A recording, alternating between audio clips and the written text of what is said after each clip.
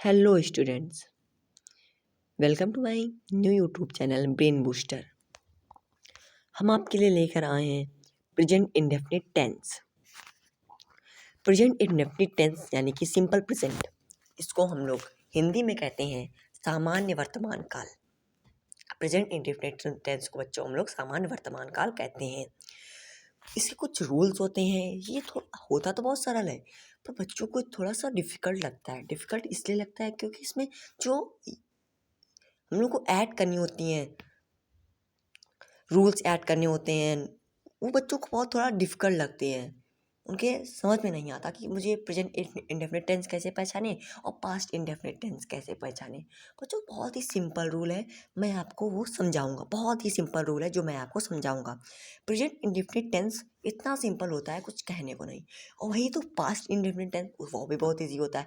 बस आपकी समझने पर है कि आप कैसा समझ रहे हो। चलते हैं हम अपने लेक्चर की तरफ, प्रेजेंट इंडेफिनिट टेंस। तो आइए, कंसंट्रेशन बिल्कुल यही होना चाहिए अगर आपको अपनी इंग्लिश को बूस्ट करना है। और हमारे चैनल को अभी तक अगर आपने सब्सक्राइब नहीं किया है तो उसको सब्सक्राइब करें और लाइक करें, ज़्यादा से ज़्यादा शेयर करें। प्रेजेंट इंडेफिनिट टेंस यानी कि सामान्य वर्तमान काल।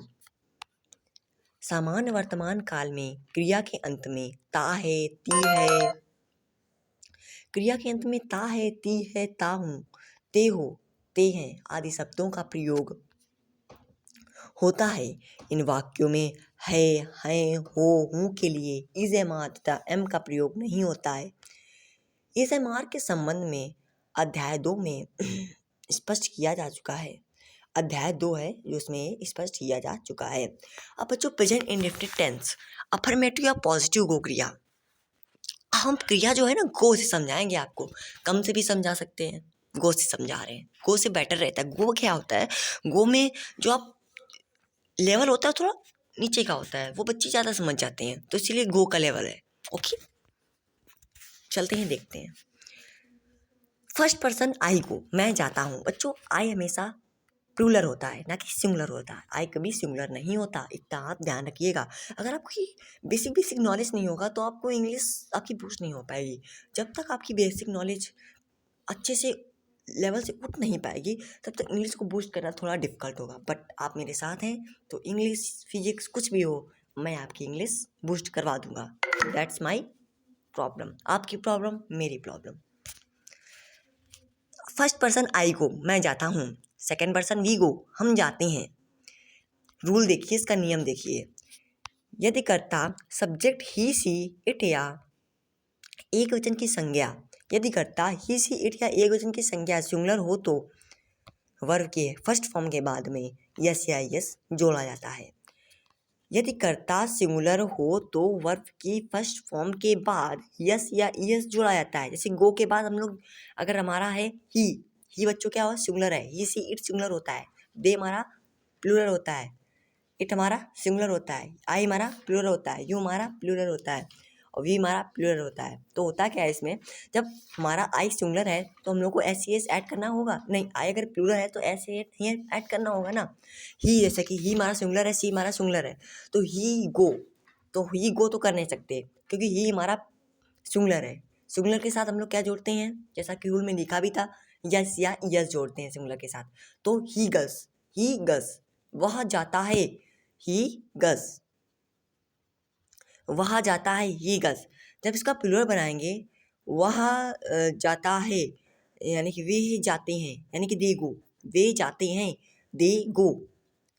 तो वे जो जाते हैं, दे गो, तो दे क्या है, हमने बताया भी था आपको। ये देखिए, दे हमारा प्लूरल है वे, दे हमारा। ओके बच्चों, यू गो, तुम एक व्यक्ति हो। दे गो वे जाते हैं। ठीक है, अब चलते हैं rules for translation. Affirmative sentence आज बताएंगे, निगेटिव अगले लेक्चर में बताएंगे, इंटरोगेटिव अगले लेक्चर में बताएंगे।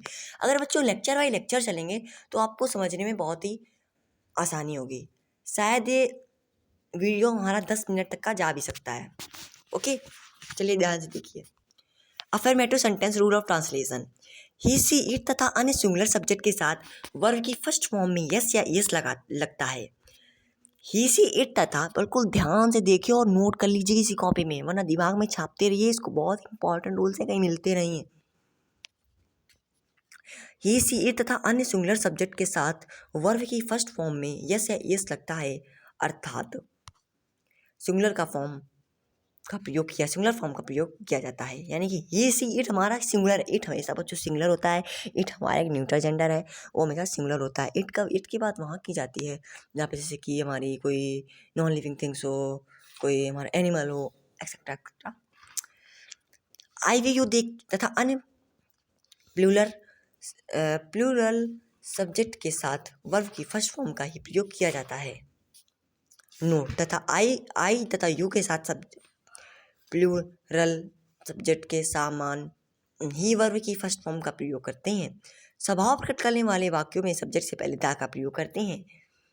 चौथा देखिए, इन सेंटेंस में वाक्यों में प्रयुक्त है, हूँ, है के लिए इज एम आर का प्रयोग नहीं होता। इसमें इज एम आर का प्रयोग नहीं होता। मैं आपसे 10 बार बता चुका हूँ, इसमें इज एम आर का प्रयोग नहीं होगा तो नहीं होगा, वो होगा कंटिन्यूअस में। कंटिन्यूअस में कैसे होगा? Is am are plus I N G, first form क्या है? आई एन जी क्यों लगता है भाई? जहाँ पे कार्य हो कंटिन्यूअस कार्य चल रहा है, जहाँ पे कार्य चल रहा है आई एन जी, जहाँ पे आई एन जी वहाँ पे इज एम आर। सिंपल है, याद करने की ट्रिक भी अच्छी है। और जहाँ पे यस या यस समझ लो क्या है, प्रेजेंट इंडेफिनिट टेंस है। यस यस देख चाहे आंख बंद कर कह दो प्रेजेंट इंडेफिनिट टेंस है। अगर ईडी दी जाए तो समझ लो पास्ट इंडेफिनिट टेंस है। बच्चों अगर आपको पास्ट इंडेफिनिट टेंस में दिक्कत हो रही है तो आप कमेंट कीजिए, मैं उस पर भी लेक्चर डालूंगा। बस आप कमेंट करते रहिए, मैं आपके साथ हूँ। मैं एक पुस्तक लिखता हूँ, मैं एक पुस्तक लिखता हूँ। मैं आई क्या है? सिंगुलर है, तो जैसे कि लिख दिया आई राइट बुक।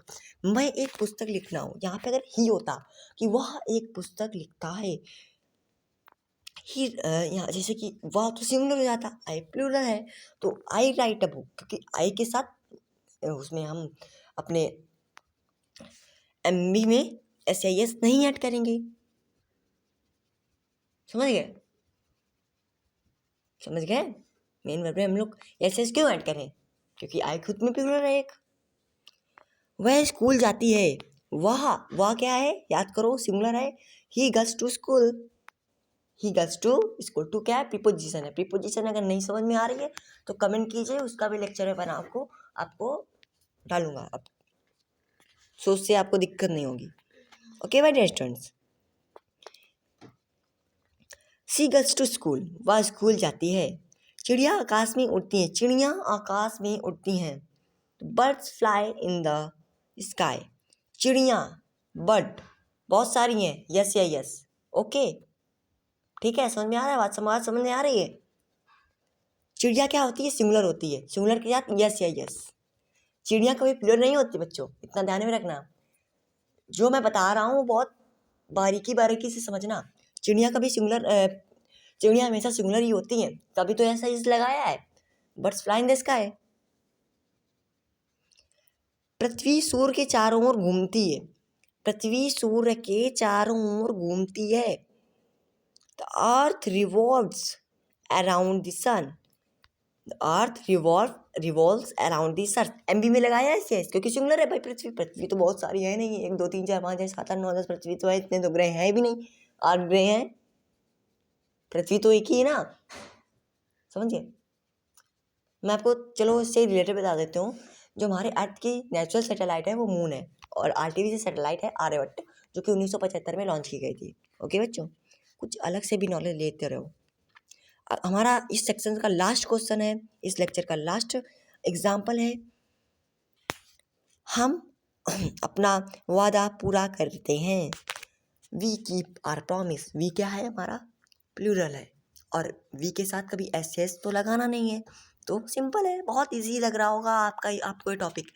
अगर आपने अभी तक हमारे इस चैनल को लाइक नहीं किया है तो लाइक करें, सब्सक्राइब करें और बेल आइकन को प्रेस करें। Thank you.